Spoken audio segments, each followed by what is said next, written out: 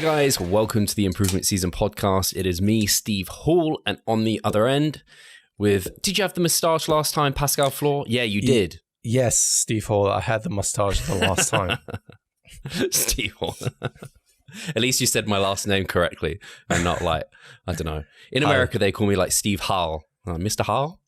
I mean, it is kind of, you could mistake that for a German last name, to be honest. Oh, didn't know that. It's kind of, so it's either a Hall, but it's more like a Halle, or like the echo. The echo is a Hall. So, and it's spelled the same way. So, yeah. I don't think anyone's thought I was German before. Only ever have I had someone look at me and think I looked slightly Italian. And I could see that. But then when you hear me speak, there's just no way.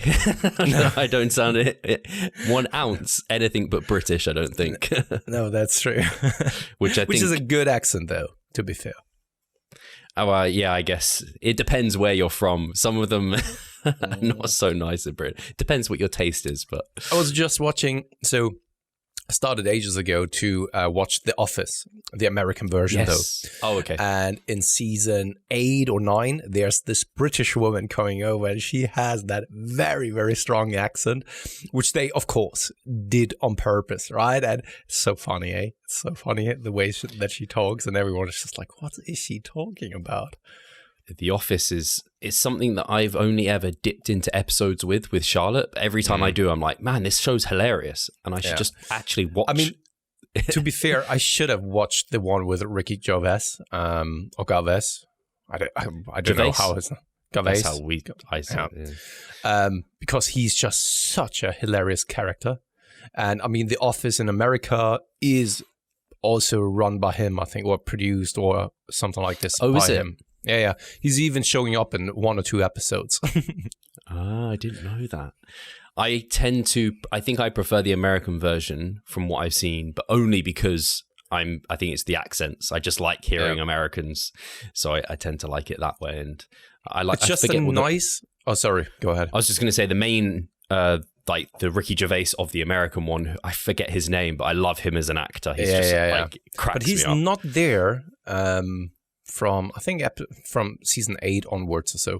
Okay. Which is still crazy because it has been running for such a long time. And it's still very, very funny. And it's one of those shows that you can just watch on the side. Yeah. We don't really need to think about it. You don't have to follow each and every single step and process, because kind of each and every single episode is an episode on its own. Yeah. They kind of are intertwined, but at the same time they aren't, right? So if you miss one episode, it's not that you miss the entire plot of the entire show or so. And it's just nice at times to have a show like this. On TV shows, there's 2 things that I'm watching right now that I'm going to let maybe you and the audience know whether or not they want to watch them. But one is Naruto. I'm just making my way slowly through Naruto. And it's actually, the first 10 episodes maybe were a bit sketch, but it's getting much better. It's getting very cool. I just got introduced to, or not just, he just kind of came in and came out. What's his name? Why have I forgotten his name? Lee.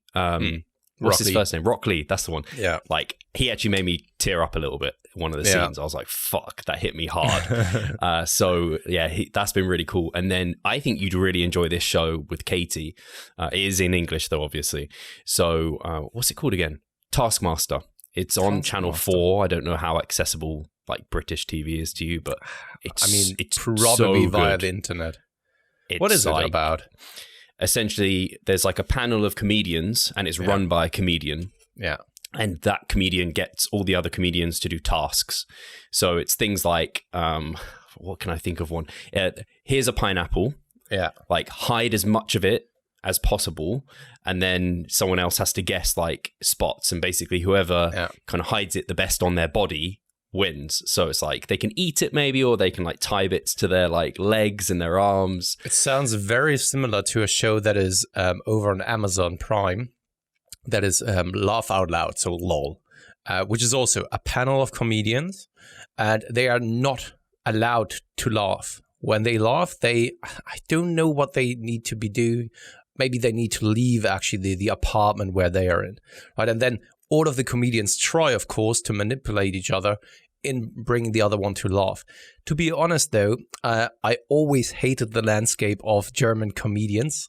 They are, in my opinion, they are not funny at all. I can't laugh. So whenever Katie is watching that, I'm just sitting on the sideline and I'm just like, she's laughing and I'm just like, sorry, it doesn't really hit me at all. So my type of humor, and this is even also because we are on the topic of it, this is, in my opinion, one of the best shows ever, and that is It's Always Sunny in Philadelphia. This is my type of humor, wholeheartedly, and also 100%, because this is dark at times. This is disgusting because it's so harsh often, and It's Always Sunny in Philadelphia. This is my style of humor, and something like this you barely really see in Germany, unfortunately. I've heard of it. I haven't seen it. It might be slightly on the dark side for me. I'm not sure, but I do tend to laugh at inappropriate moments in films. So, like, watched The Batman recently, and he got, like, I don't know, completely smashed in the face, and I found it absolutely hilarious. And like, my friend next to me was like, don't think you were meant to laugh at that. No one else was laughing. I was just like, that was great. Like, he just got absolutely smashed. Yeah, so this is like what It's Always Sunny in Philadelphia is kind of all about. It's just so many dark humors and so much inappropriate stuff that you're just like, ooh, and then you just have to laugh. If that's your style of humor, I could see how offensive it may be for a lot of people. Have you ever seen Jimmy Carr? No. People say I know who it is, but I've never really watched it. So he's quite dark. He might not be quite dark enough. I'm not sure, but I find him hilarious. He's like one of my favorite. When it comes to comedy and also coffee, it can't ever be black enough or dark enough. So okay. Yeah. So I'm going to go for a very short story time. Me and Charlotte went to my sister gave us like a Christmas present that was like pizza and then like a comedy show, a comedy sketch downstairs in the pizza place. So we went downstairs and there was a group of people, and like different comedians would come out and they'd roll through. One guy, literally, he was dark jokes, but like super dark, like, I don't know, like pregnant women's babies dying type of dark. No one was laughing, and he just kept digging. He went darker and darker and darker. It was like, you were too dark at the start. No one was laughing. Everyone was offended, and he kept going. And he eventually just walked off the stage because this woman got up and complained at him. It was like she was just totally offended. Yeah. So I don't even know whether we've talked about it in the past. Probably. What was it called again on English? The Naked Gun. You know, Leslie Nielsen. I have heard of it, yes. You never watched it? I don't think I've watched it, though. Oh, man, Steve. This is... I grew up with this kind of stuff, right? And Katie and I watched it, I don't know, like a couple of months back. And it's quite old. I think from the 80s up to 90s, right? And they are doing and pulling off jokes that you can't ever use now anymore, because people would get so offended. And with cancel culture and everything going on, they wouldn't even air it, to be honest. That's the type of jokes that they are pulling off, like very kind of inappropriate female jokes also, right? Where it's just like, oh, you're fucking sexist. But back then it was just absolutely acceptable. Times have changed. And I think that when we are just on the topic, everyone has seen it with the Oscars, what went down there, right? Maybe it was inappropriate, but at the same time, like, it is comedy. And I think that comedy should be in a protected realm. Because if we can't laugh about certain things anymore, what are we even doing, right? And I think that comedy is comedy, same as satire and stuff, so which is basically a subcategory of comedy.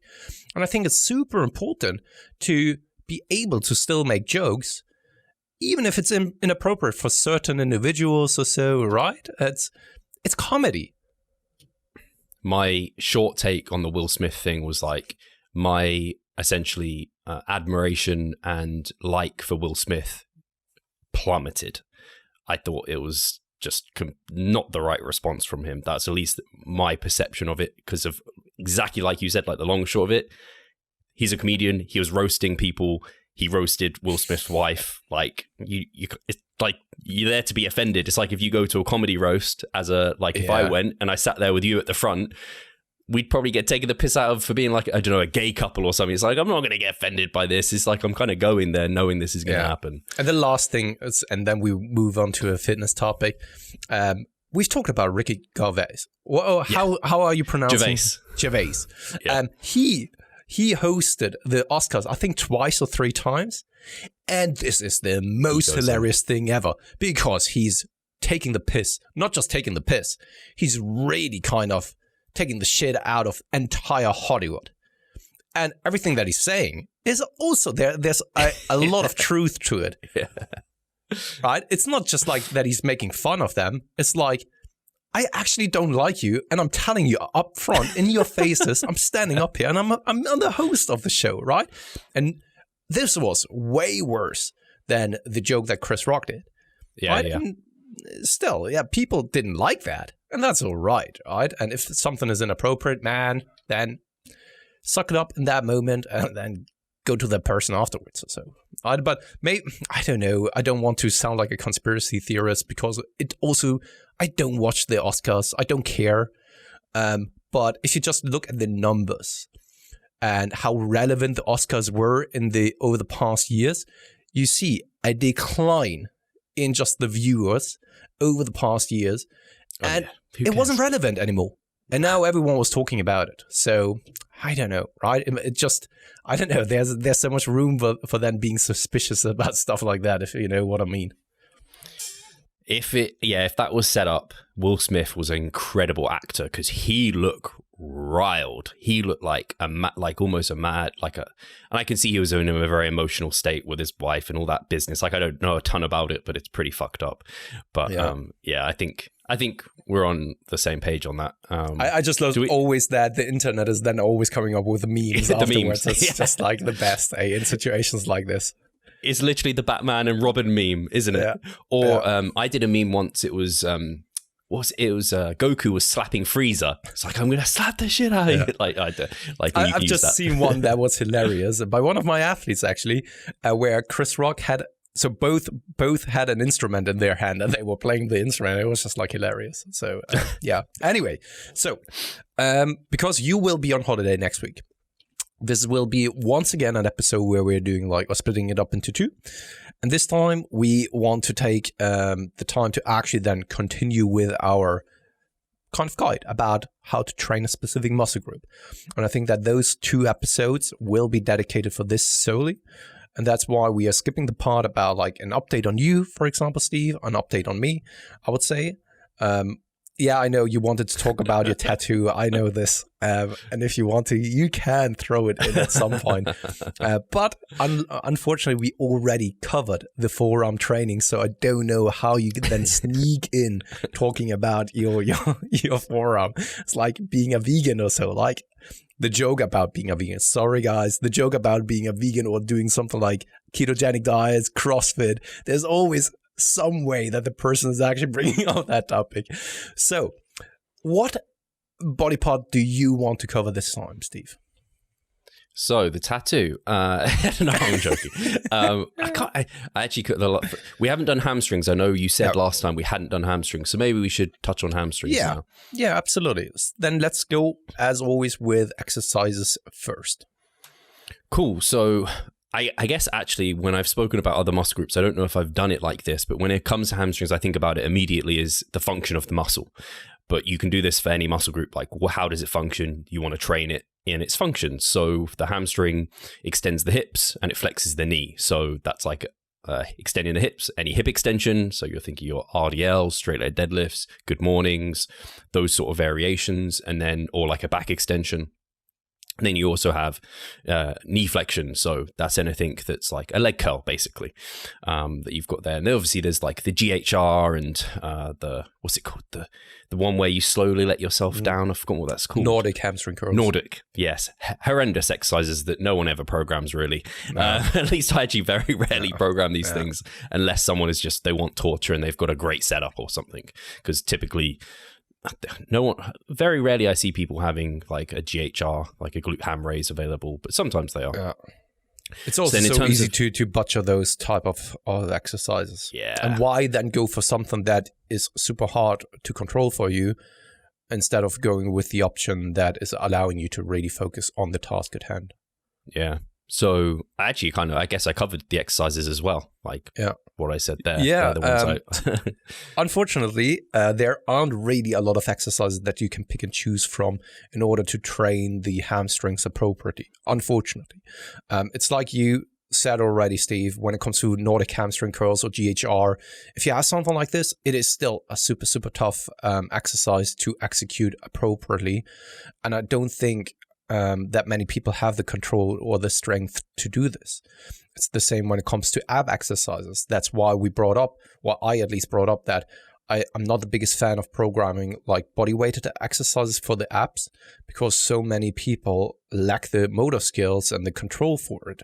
Like, just imagine when that they were supposed to be doing something like, I don't know, dragonflies, which is super odd. And they can't even manage to do proper normal sit-ups or crunches. Yeah. And that is the reality for vast majority of people, right? Same goes for me. I don't think that I could pull off dragonflies, to be honest. I've tried many times, and it's just like... And the same goes for something like GHR, for example. Many people, they don't really... or they aren't really great at pulling that exercise off. And the same goes for something like Nordic hamstring curls. And that's why the exercise selection is very much on the low side of the spectrum when it comes to really hitting the glutes, I wanted to say, the hamstrings in particularly. How do you feel about kind of leg curls? Like, I guess there's standing, seated, lying. Do you have preferences in that regard? Yeah. Not really preferences, because weirdly enough, I have the feeling that they are different. Maybe because you're always in a little bit of different position from your upper body. I mean, the difference between leg curls seated and leg curls lying has been shown also in the scientific literature that seated may actually be superior when it comes to hypertrophic responses. I wouldn't really just like say, okay, always do then the seated variation, because I also can engage my hamstrings very, very well in a lying form. And I can also overload it much more so in a lying format than I can in a seated form. The standing one, where you're doing them single legged, is also great. And it gives you the opportunity to do them unilaterally. And often this results in a higher mind-muscle connection, in a better contraction, in a more focused or in a more targeted fashion towards that muscle group, which also has its benefits. So I think if you have the luxury of having like different versions at your gym, maybe incorporate both, because you're already limited in the amount of exercises that you can do. And if you then have like a quad dominant day, but you still have like a leg curl variation, then pick one leg curl variation, maybe with the seated or the lying on one day, and then on the other, you go with the other option, in my opinion. How do you feel about this? Hi guys, Steve here. Just wanted to take a moment of your time to remind you of our online coaching service. At Revive Stronger, we pride ourselves on providing personalized service that will take your physique and knowledge to the next level. If you're interested, check the description and sign up. Yeah, the same way. I think it's one of those where if you get too carried away with being a PubMed warrior, let's put it, then you just be like, nah, seated leg curls, don't do anything else. Like, don't do lying leg curls. But you have to remember, they were comparing just that exercise like in vacuum. They're not saying like, as soon as you incorporate like a hip hinge in there, now you've got a new variable. And so the seated leg curl is great because, there's a little bit more range of motion, probably a little bit more of you're extended at the hip a little bit there. So like great. Versus a lying leg curl, if you only had one exercise to pick between those two, you maybe pick the seated, but you don't. So when you're extending the hips, the lying leg curl is actually a great complementary exercise to that, because you get to really like shorten the muscle, versus when like you don't really get the tension in like an RDL at the top, for example, or in the shortened position, whereas you can on a lying leg curl. So like you could argue you get that kind of synergistic effect from those two. So, but I'm the same way as you. Like you said, it's great, the standing one, you get to train it unilaterally. And they all do feel different though, because I will say when I learned how to do a seated leg curl properly, I got a lot from it. And I'm really upset. I say really upset. I'm quite upset that I don't have one available at the moment. I've only got lying and standing. And I don't find I get a good contraction, good mind muscle connection from the standing, but not much of like the other variables in terms of SFR, like disruption. Like I can do set upon set upon set on that thing. It's just like doesn't really cause much. It doesn't seemingly cause much damage, or like I don't get ever sore from it. Whereas lying, I definitely kind of get really good contractions. Like I get to the point where I spoke to Mike about the myo match. So where you might do like a 20 rep on your like activation set, and then you try and do like mini cluster sets to 20 reps on your additional sets that you do. On a standing, I can do that. On lying, my hamstrings are so fucked and fried that I can't do it. Like they're just like, nah, you're gonna like push yourself way beyond. So the stimulus I get from lying is like pretty incredible. Seated, I haven't tried doing it on because I don't know, never programmed it at that point. But yeah, like you said, you don't have to don't pick just one, like use them all as tools because they're all very effective at training the hamstrings. You might use two at the same time, like you said, like different sessions, or you might rotate it in like block to block.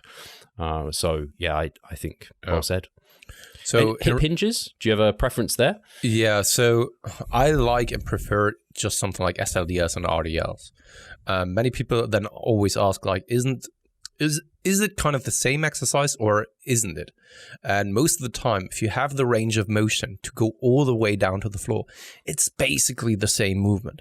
Whether you now start from the top and come all the way down, or you start from the floor and come up and then all the way down again, doesn't really matter anymore. I even start my SLDLs at the top position because I feel that you waste a lot of energy on the initial first pull.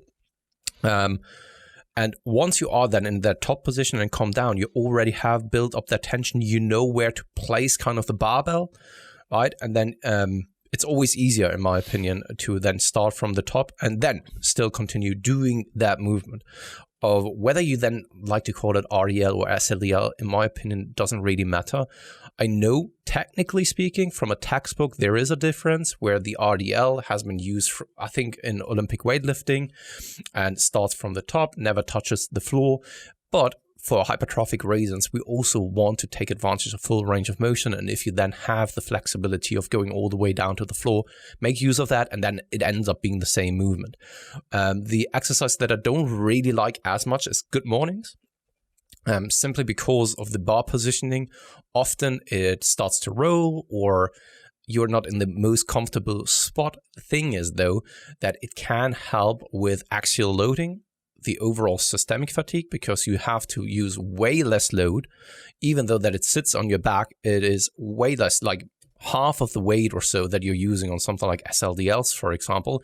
And it also teaches you proper hip hinging, right? Because if you round your back, or start to round your back, or you don't hinge at the hips, then you can't really execute that movement appropriately. And you will feel it. You can tell because the weight distribution is so different. And if you then are in that compromised position, you can't really move that well. So it teaches you also kind of the SLDLs and RDLs. So you could use this as a practicing tool and then switch over to something that you can use to be a little bit more overloading. But once again, I'm not the biggest fan of something like good mornings, to be honest.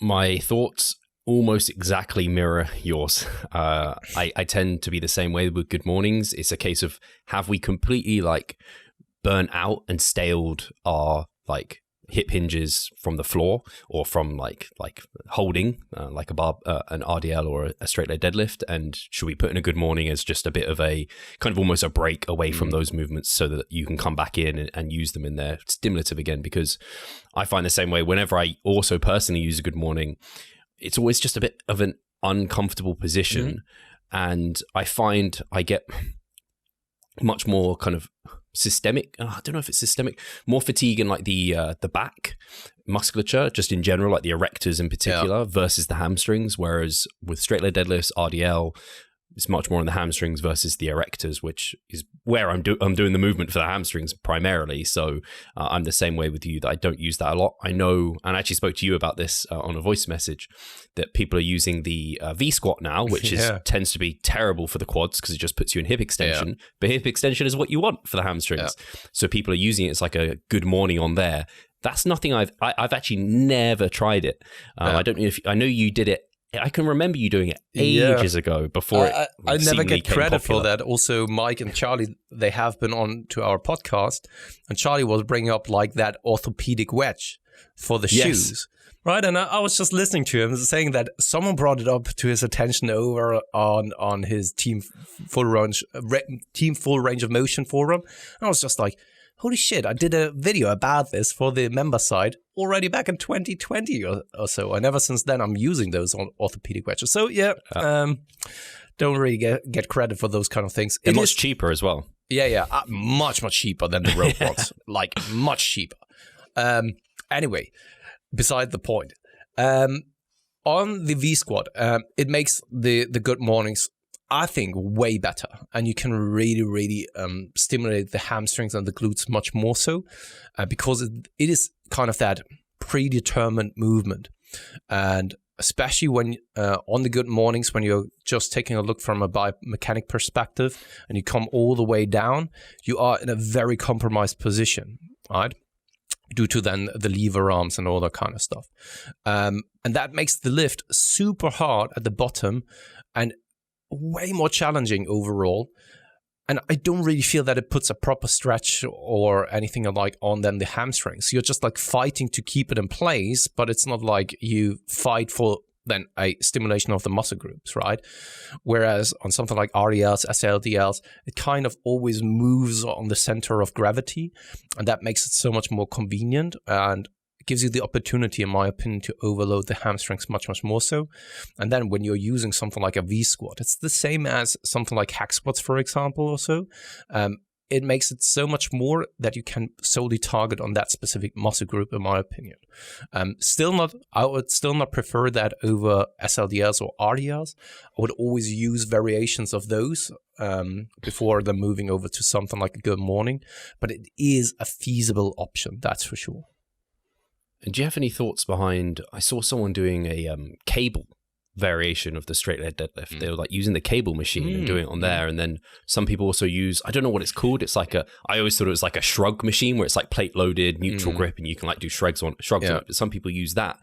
I've never done Bulgarian either. split squat machine. We have one like this in the gym as well. It's primarily used for Bulgarian split squats, where you can then rest your one leg on the machine as well. I don't. So the problem with machines is always that also it has a predetermined movement pattern, and it can either be great for your build or not so much, right? And it can then be that you need to trial it out a couple of times before you actually can make it work. And on that one, I've tried it a couple of times to just like do something like RDLs, SLDLs, and I never really had a great experience with that, to be honest. And then dumbbells or like a hex bar? Yeah, the dumbbells or Smith as well. There's so many options of how you could perform the RDL. Yeah, exactly. I mean, and everyone would probably give you a little bit of a different stimulus because the movement pattern is a little bit different.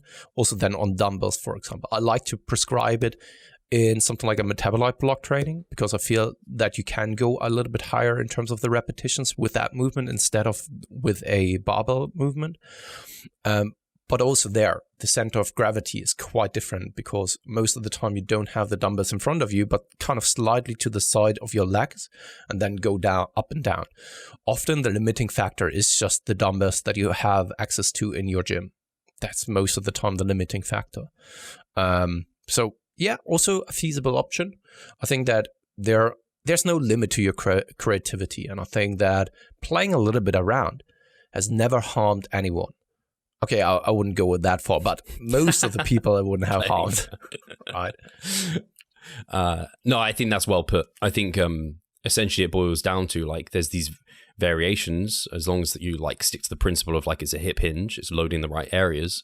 Go and try it out, see how the stimulus to fatigue ratio is for you. And it's funny because they are all slightly different, but they all do feel slightly different and will give you a different response. So it's, cool to like try it out, see how it feels for you, because some of them might just click and others might just feel like complete trash. You don't know exactly why. It just doesn't suit your physiology at the time, at least. Just 2 tips, and that is on the good mornings. So if you decide to go with the good mornings, I would recommend that you do it in kind of a squat rack or power rack, and also squat rack, where you then set the pins on a height where you can actually come down and slightly touch the pins and come up again, so that you don't have to fight the gravity that much and you can reverse a little bit more efficiently. Helps tremendously on something like good mornings, to be honest. And then on something like SLDLs, if you don't have the flexibility for it, don't hesitate in actually going with the RDL version, or if you really want to also improve the flexibility there and want to actually make it work at some point to touch the floor, put some plates underneath it and then work your way down over time, right? So put some, 20 kilogram plates, if they are a little bit wider or so, 20 kilograms, and then at some point 10 kilograms. And at some point you will be able to touch the floor. Voila, right? Yeah. That being said, the thing is, you don't need a lot of exercises because the volume requirements for something like hamstring training is low to begin with anyway. And many, many people don't need a lot of hamstring volume. And if you do, most of the time, something can be improved about the training quality. So let's go over to volume, Steve. What's kind of the general range that you've seen with yourself, but also with clients? So this is like, hamstrings are almost like the joker in the volume pack of cards, because there are people, there's very few times where someone's at like the high end of the spectrum. I have maybe one client that I can think of who goes relatively high, I would say high in volume for his hamstrings, but has very good like intensity and quality and everything. It's just like, he's unfortunate. He has to do a shit ton. And then I have a number of clients, and I've seen and heard many occasions where people literally need as little as like 4 sets within a week. Rare that I have many clients that need as little as 4 in their first week of training. Normally it's like 6 that maybe they start out with, and then maybe they move up to like at most like 10, like around there on the lower end. And then there's people who start closer to like 8 and they move closer to like 14 or something like this. But it tends to be in like either in the high like single digits or in the low double digits, essentially, that they move between that sort of scenario. So it's a good like 25% less volume than most other muscle groups, I find, especially like you said, when they're performing it correctly. Because hip hinging is something I've done this. I've done like 5 sets of RDLs or whatever it is, a hip hinge, and I can do 2 sets correctly really well, and that will get me better stimulus than those 5 sets, because I've just distributed all that stimulus towards the glutes, to my erectors, to some of them the quads, because my form's breaking down. And you only need a tiny breakdown in form for the stimulus to completely just come off the hamstring. So yeah, that tends to be my experience. You bring up a good point, and that is execution of movements. I'm writing also besides that on the newsletter, and I have like a prerequisite email. That is the first email that will come out, where it's like everything that we are going to talk about is under the premise of like perfect or next to perfect technique. Because and the SLDLs and RDLs are a perfect example for that, or hip hinge movements in general, if your form is breaking down, can you still say that the work that you're doing is still the same exercise and also going towards that muscle group? Or are you basically switching from one exercise to a different exercise in the midst of a set? So just as an example, you start off with the SLDLs. Perfect technique. Very much flat back to slightly hyperextended back. You really come back with the hips. Put your hamstrings under a stretched load, and then push with the hips forward, right? Perfect, nice. You really hit the hamstrings to a high extent. And then towards the end of the set, fatigue kicks in, and all of a sudden, you just have a massively rounded back. All you do is like moving the upper body up and down, right? Can you still say that you are hitting the hamstrings? maybe to a slight extent. Maybe it went from 100% down to 20% only. So it's not really the same exercise anymore. You're now doing an erector movement, basically. That's why it's so important that when we speak about those requirements or those general recommendations, form and technique is king and always needs to come first, because otherwise you can't really say that it's the same movement and that you're training the same muscle group in one single set or maybe in consecutive sets. Completely agree. And like you said, the hip hinge, I literally spoke to Mike. Well, they just came out recently, but I spoke to him ages about it. And even for someone like, it makes me sound big-headed, but at my level of advancement and like I'm a coach for however many years, like I still screw this up. I had to recently reset my form and technique, and I'm using less load for a better stimulus for the hamstrings. And you can note it because like, and especially this is something I think you've said and I've said before as well, where if in a deload week where you're using less weight, so your technique is maybe better, and you're finding your hamstrings are now getting sore, it's like, your hamstrings shouldn't really be getting sore during a deload week. Oh. So maybe it's the fact you use too much load during the other weeks. And it's just, yeah, it's one way. It's about some movements is a bit of a balancing act where you have to take a couple of steps back every now and again and reset your technique. So, yeah, it's not to say people need to like get paralysis by analysis of their technique, but if you start feeling that stimulus to fatigue trade-off moving more towards fatigue, maybe assess your technique and see if it's that versus staleness or something else. Or something like at first when you started and you've used, let's say, 100 kilograms on the SLDLs, you've been massively sore for days. And then after a couple of mesocycles, you start the mesocycle fresh and recovered, and you're now at 140 kilograms in just a time span of like a couple of weeks. And you don't get anything in return, but you're already doing like 3 or 4 sets on the first week. You're just like, then you have to reconsider what it is that you're doing. And that brings me kind of to also back to the volume topic. I've even had athletes, and that is in very, very rare occasions, who only needed like 2 sets for an entire week. Where it's like, okay, you don't even want to distribute it into several sessions any longer. That's ridiculous. Yeah, it is. Man. But this is a very, very rare occasion, right? And then you only go with like one kind of movement, or maybe 2, with like 1 set of SLDLs, so hip hinge movement, followed with 1 set of then knee kind of leg curls, so knee flexion movement, and then that's it. And they've always reported being massively sore. With that then being said, mostly it's kind of in between 4 to up to 10, but 10 is never really the starting point. As a starting point, I think it's always kind of between 4 to 6 to 8, maybe. 8 in very, very rare instances.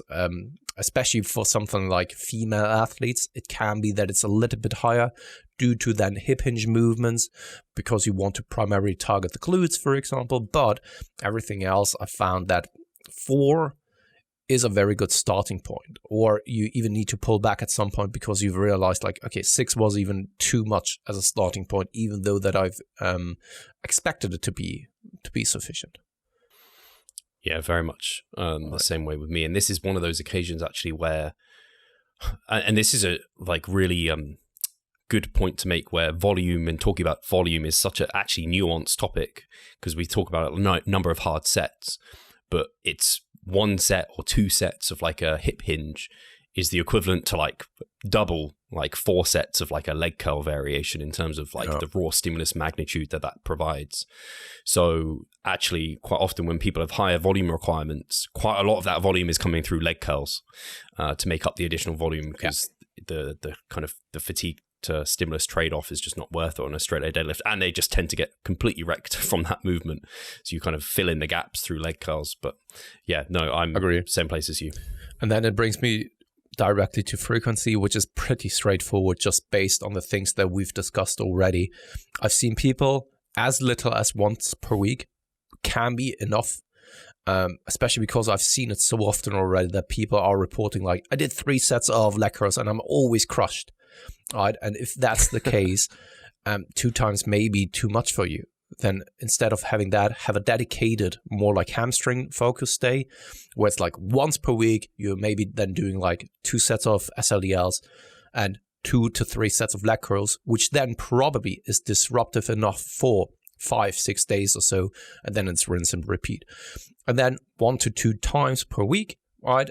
2 times is more the norm though, but this is with a hamstring or like a quad dominant day and a hamstring dominant day, where then on the quad dominant day, I like to only do something like a knee flexion movement, so something like leg curls, and not anything like a hip hinge movement alongside with that. Hey, Pascal here. I just quickly wanted to remind you of our online coaching service. At Revive Stronger, we put a huge emphasis on the personal aspect of our coaching. And if you want to take your physique and knowledge to the next level, hit the link in the description below. Yeah, it's like you said, hearing us talk about the volume kind of leads into how much frequency, because really a frequency is dependent on your volume. The higher the volume, the more you want to split it up. So because the volume requirements are low, frequency can be really quite low. I sometimes, like I'm doing 3 times a week at the moment, but on one of those sessions, like I said, it's the standing leg curl, and it's like, it's like almost like a spider curl, like for the bicep, where you it doesn't really disrupt the bicep much. It just kind of gets a pump from that movement. So that's the only time, like if volume requirements go up and frequency goes up, it's just through leg curls. What about then the repetition range on those movements? Yeah. Are you undulating then on that, let's say, pump work on the single leg ones? Are you then aiming for a higher repetition range, on other leg curl variations, lower repetition range and stuff? So yeah, they're in like the lighter, kind of more of a pumpy style, I'd say lighter, and also less volume. They're like in the 15 to 20 rep range. And then when I have, like, for example, hip hinges, and this is a great actually point is, and actually it's funny you mentioned RDLs with like a dumbbell, sometimes can go up to maybe like 15. I don't think I'd ever go higher than 15 on a hip hinge. But for like a barbell compound, like a hip hinge, I tend to work in the 7 to 10 rep range. Don't tend to go higher than that.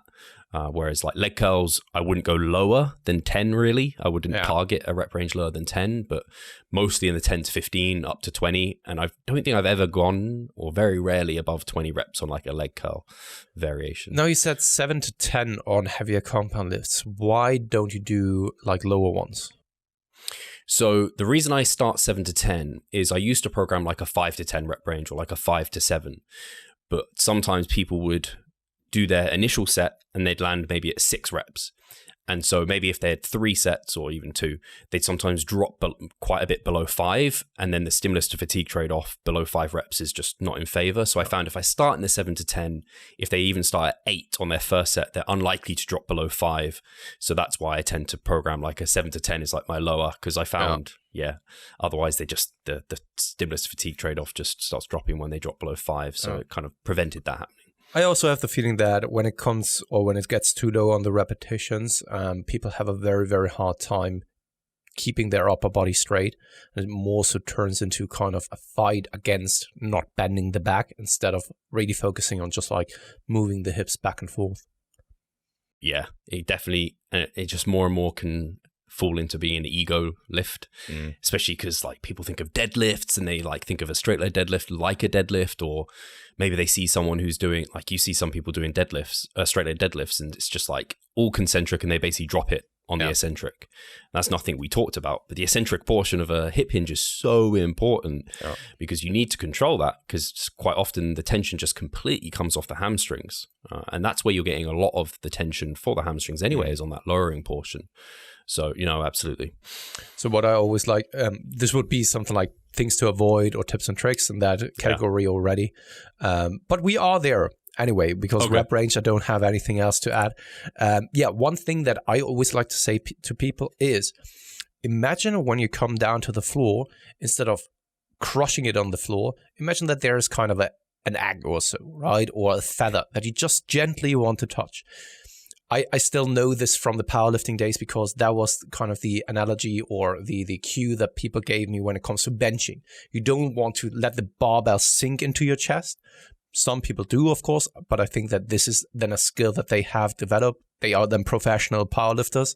They know what they are doing, but the vast majority of people need to keep that tension going.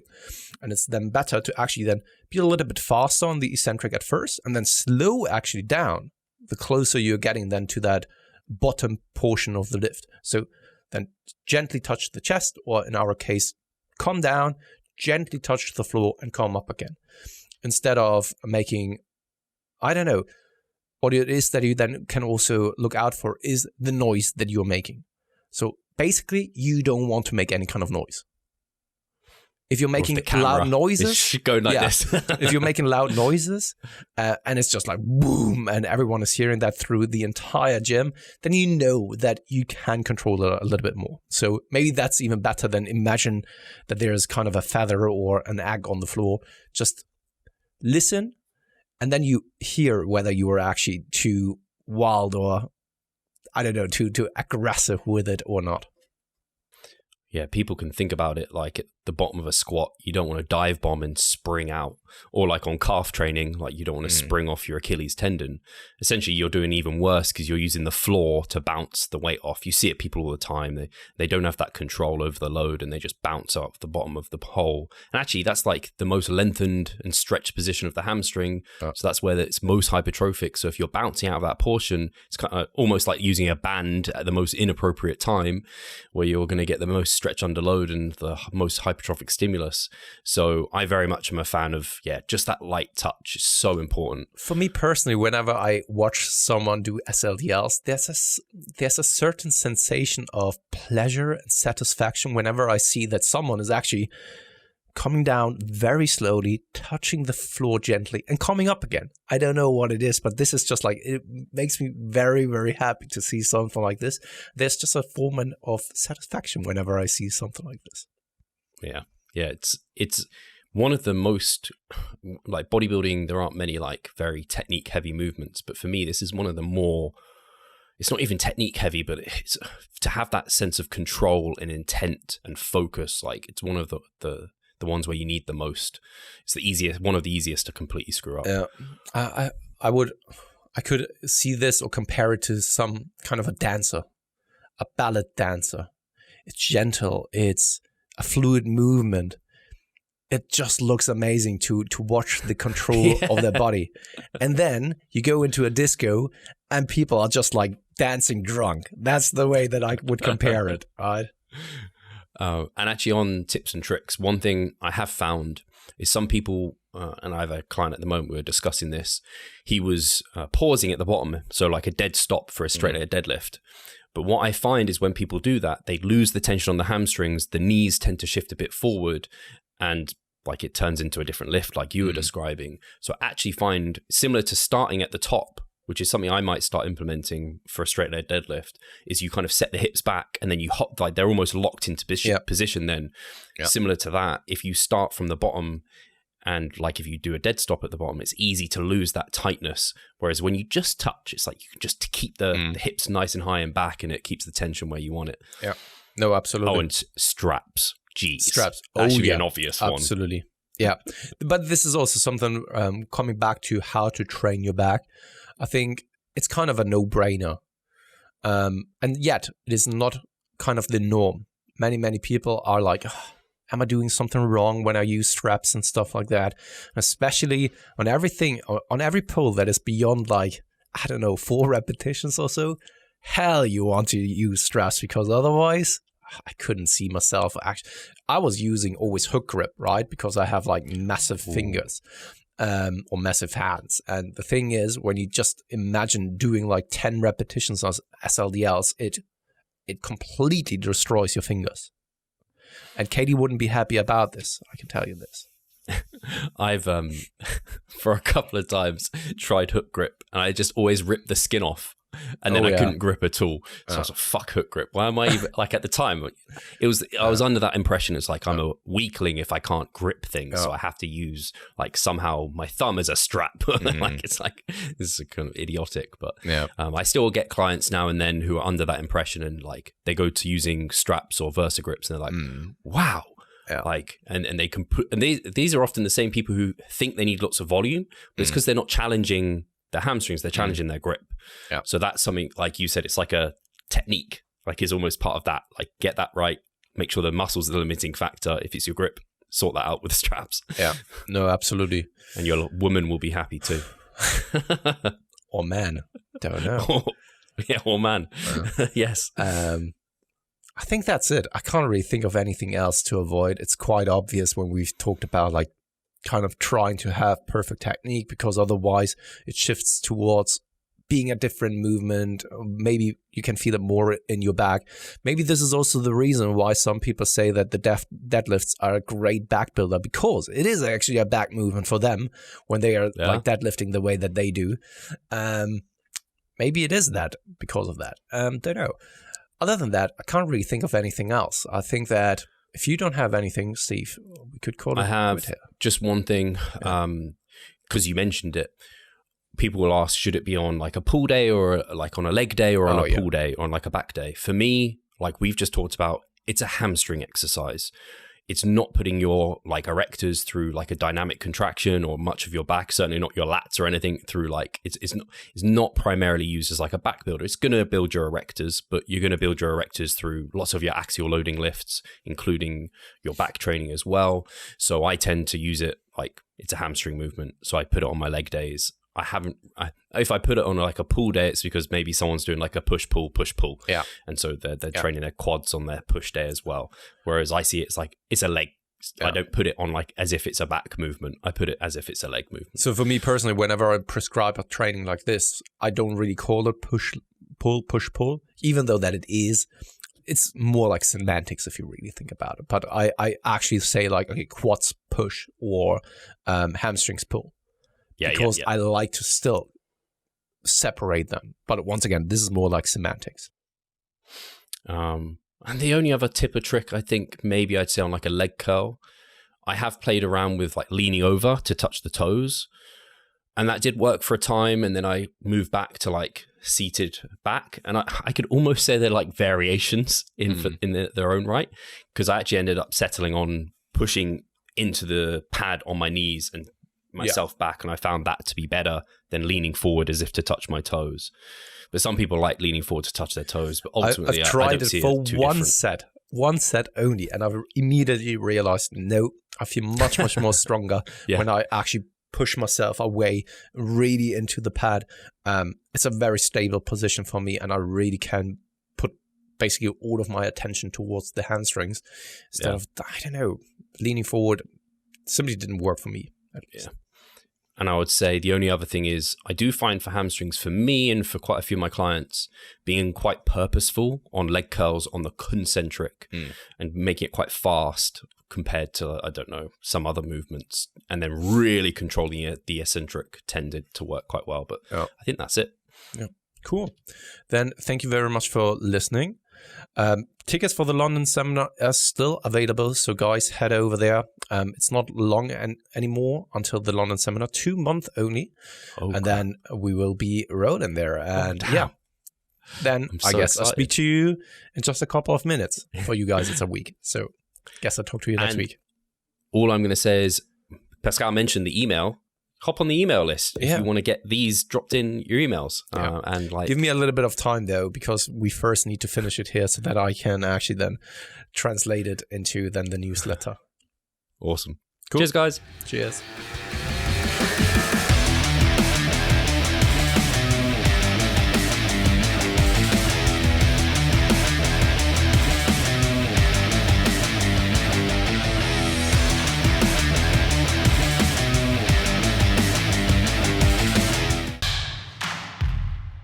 So I'm Steve Hall, founder of Revive Stronger and a coach of Revive Stronger. My name is Pascal Steve. I'm the co-owner of Revive Stronger and also a coach, of course. Revive Stronger has probably been going solidly for 3 years, roughly about 3 years. Revive Stronger, to me, it is becoming kind of my child, my foster child. It's the gathering and getting together of like-minded people.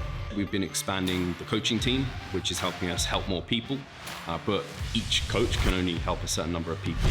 Right now, it's all over the place. We have YouTube, we have Facebook, we have Instagram, but there isn't that community aspect behind that. And so the next step for us is developing a membership site.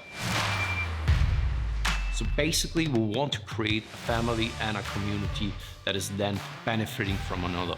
A really cool community for people within our little niche is going to be a website. They will get early access to our podcast. You can access us, ask us questions. The community aspect, we have a forum there. You can ask questions, but also you can log your journey. There's also going to be courses on there. Courses, presentations on different topics. Discount of past seminar footage. We will log our journey as well. We'll start vlogging. We're going to have documentaries. Our entire athletic journey. Furthermore, they get access to an exercise video library. The exercises that we love for hypertrophy and maximizing hypertrophy, we're going to go through those in depth, telling you how to execute them. We kept them concise and also mobile friendly so that you can watch them in between your sets. I'm super excited to grow this community. The amount of value that we're going to be delivering is huge, and I'd love you to be part of it. You will get so much out of that. I'll see you inside.